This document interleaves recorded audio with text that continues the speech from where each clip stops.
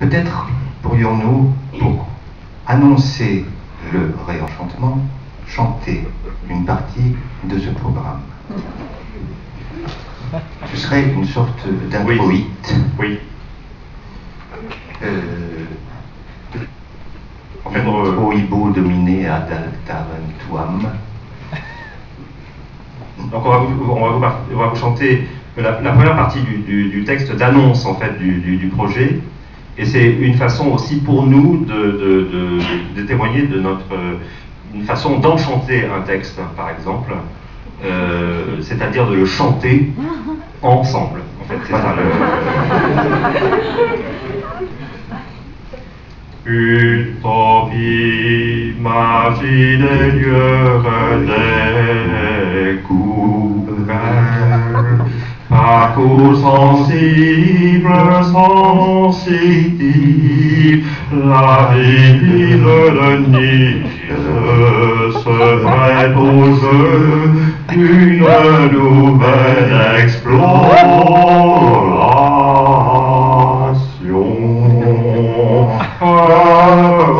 Dans l'espace public, l'espace urbain, œuvres in situ,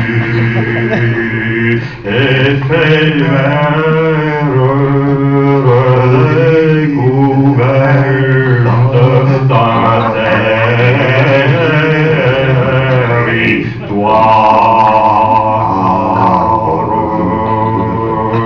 Ces thèmes seront déployés par des propositions artistiques et interventions spécialement créées pour l'occasion.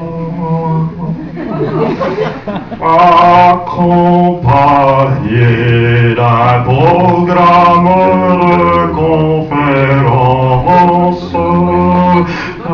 intervention plus événementielle, cinéma, musique, performance, indiscipline. 2009, sur une nouvelle fois, à tous les possibles. Bon, alors Buzz, notre premier thème. Les mots à double Z sont assez rares en français. Ils sont la plupart du temps importés. Par exemple, jazz,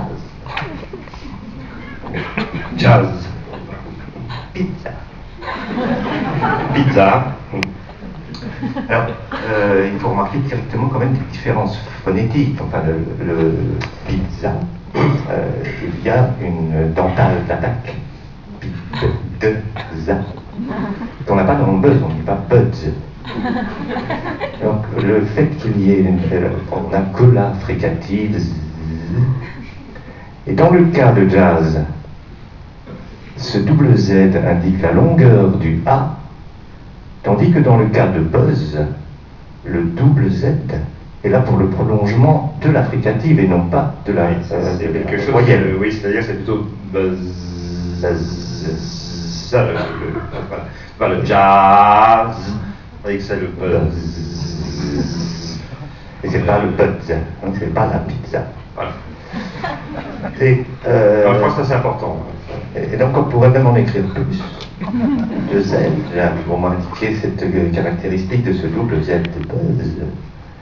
Et ce double Z de buzz, alors peut-être qu'initialement c'est un mot qui signifie l'obsession. Le zonzon. Il y a quelque chose qui tourne dans la tête.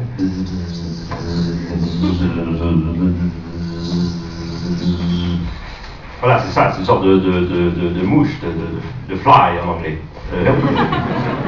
Donc pour faire passer cette obsession, ce zonzon, il faut qu'il y ait des transmetteurs.